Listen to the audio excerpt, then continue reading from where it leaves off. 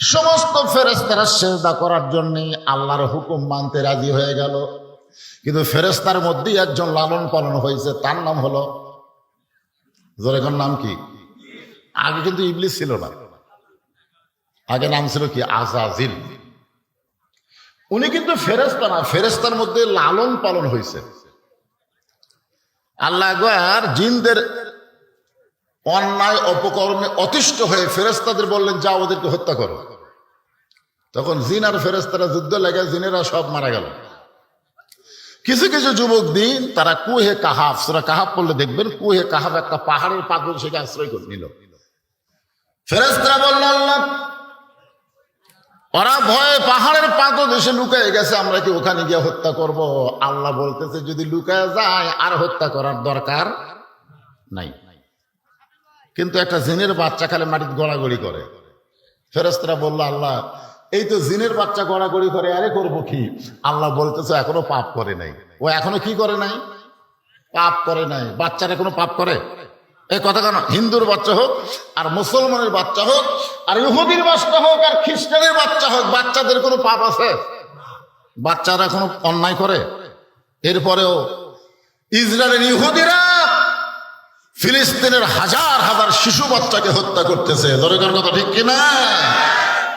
যেইটা দেখে বাংলাদেশের প্রধানমন্ত্রী পর্যন্ত চোখের পানি বের করে কান্না করেছে। আশ্চর্য! শিশু মাসুম বাচ্চাদেরকে ওরা হত্যা করতেছে, এমনকি হাসপাতালের মধ্যেও গিয়া তারা হত্যা করছে। এই জন্য আর যাই হোক, ইহুদিদের মধ্যে কোনো মানবতা সবচাইতে মুসলমানের বড় দুশমন হলো ইহুদি শয়তান। এই জন্য বাংলার জমিনে ইহুদিদের কোনো পণ্য আমরা টাকা দিয়ে ক্রয় করব না, ফ্রি দিলেও নেব না, সর্বসাকল্যে ইহুদি বয়কট। ধরে কোন কথা ঠিক? আপনাকে এলাকায় এখনো কি কোকা কোলা আছে? কোকা কোলা, কোকা কোলা খাওয়া মানে ফিলিস্তিনের মুসলমানের রক্ত খাওয়া। এরপরেও যদি কেউ কিনা খান, আমার বলার দরকার বলে দিলাম। লাইফ বয় সাবান গাওয়াত মারতেছেন, চুলকানি যাবে। লাক্স সাবান অনেকগুলো আছে, আমি এতগুলো বলবো না। আপনারা ইসরায়েলের পণ্য আর মুসলমানের পণ্য এখন ফেসবুকে দেখবেন, দেখা যাচ্ছে।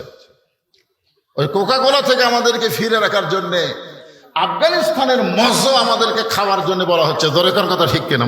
মজো বুঝেন? হ্যাঁ, একটু মনোযোগ দিবেন। ছোট বাচ্চারা কোনো পাপ করে না, এই কারণে আল্লাহ বললেন ফেরেশতারা, ওরে মাইরো না, ওরে তোমরা নিয়ে আসো। ফেরেশতার মধ্যে লালন পালন শুরু হলো। এত ভালো চরিত্র হলো, এক সময় আল্লাহ তাআলা ওই জিনের বাচ্চাকে সমস্ত ফেরেশতাদের ওস্তাদ বানায়া দিল। সমস্ত ফেরেশতাদের কি বানালো? মুআল্লিমুল মালাইকা, ফেরেশতাদের ওস্তাদ। সমস্ত ফেরেশতা যখন আদমকে সিজদা করার জন্য উদ্গ্রীব, এমন সময় আযাজিল বলল, আমি সিজদা করব না। আল্লাহ বললেন, না করার কারণ কি? বলল, আমি হলাম আগুনের তৈরি আর আদম হলো মাটির তৈরি। ইল্লা ইবলিস আবা ওয়াস্তাকবার, ইবলিস অহংকার করলো, সিজদা করলো না। এখন ফেরেশতারা আদমকে সিজদা করবে, কিন্তু সিজদা করার নিয়ম জানে না। সিজদা করার নিয়ম আছে না নাই? আপনারা কি এশার নামাজ পড়ছেন? এশার নামাজ পড়তে গিয়ে আপনি সিজদা করেছেন আল্লাহকে।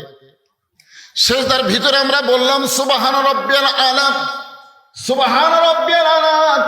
যখন কোন আল্লাহর বান্দা নামাজের সিজদায় যায়, ওই বান্দাটা নিজের অস্তিত্ব বিলীন করে দিয়া আল্লাহর মহব্বতে বিলীন হয়ে যায়।